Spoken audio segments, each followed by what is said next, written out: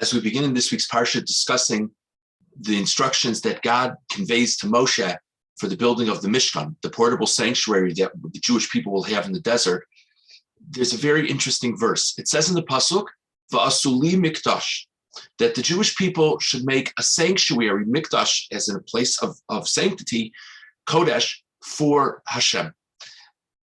A very basic question: what makes the Mishkan holy? What makes the Mishkan holy is the fact that God brings his divine presence there. What makes the Mishkan a physical place is the fact that the Jewish people build something. So wouldn't it have made more sense to say that the Jewish people should make a building for God, a home for God?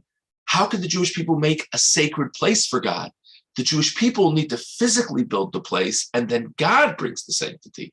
It's an interesting question. Rav Moshe Feinstein poses a second question. The opening psukim of this week's parsha instruct Moshe to have the Jewish people make donations. Daber al bnei Yisrael v'yikchu li truma. Speak to the Jewish people, they should take for me a donation. And it goes through all the different types of donations that can be accepted. And then after that whole series of psukim, we have the pasuk that we began with in this recording, v'asu li mikdash, they should make for me a sanctuary. Isn't the order flipped? Shouldn't we first have the topic sentence? The topic sentence is that the Jewish people should create a place for God. Once we've clarified what the goal is, then you say, and by the way, the first step in doing that is the following donations. So Rav Moshe Feinstein answers both questions with a very interesting thought. And he says that actually it is up to the Jewish people to decide if the Mishkan will be a place of sanctity. If the Jewish people conduct themselves in a certain way, God will bless their efforts with success and bring the sanctity. If they don't, God won't. And what is the key for the Jewish people to build something that merits so much blessing and so much remarkable sanctity? And says Rav Moshe, the key is for them to make donations with no conditions and with no strings attached.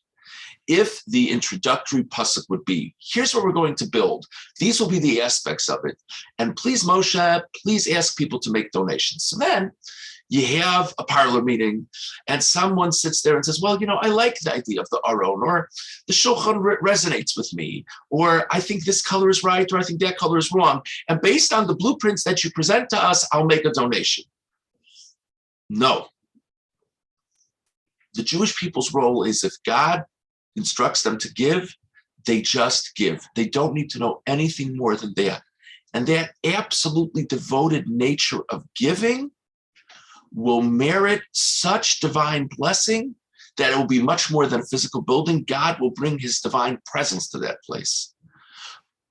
But only if they give with no strings attached. If they do that, not exactly understanding the purpose here, not exactly understanding the goal, then they indeed will succeed in creating a holy place in the middle of the desert.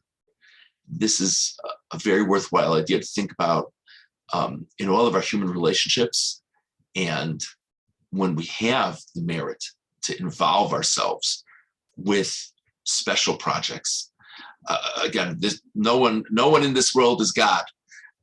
We can't take things unconditionally, strings unattached. We have to use our own intellects, our own perspectives, of course.